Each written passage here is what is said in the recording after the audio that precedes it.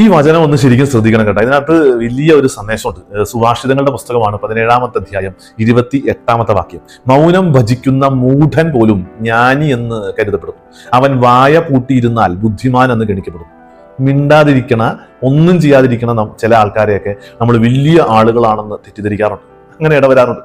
ഒന്നും ചെയ്യൂല, ഒരക്ഷരം മിണ്ടില്ല, ഒരു കാര്യത്തിലും ഇടപെടില്ല. പക്ഷെ നമ്മൾ വിചാരിക്കും ഭയങ്കര വലിയ പുള്ളിയാണെന്ന്. മറ്റേ സിനിമയിലൊക്കെ കാണിക്കാറില്ലേ, വലിയ ഭീകരനാണെന്ന് ആളുകൾ വിചാരിക്കും. അടുത്തേക്ക് വന്നു കഴിയുമ്പോൾ അയ്യോ അയ്യോ ഇമ്മാതിരി സൗണ്ട് കേൾക്കണ കോമഡി.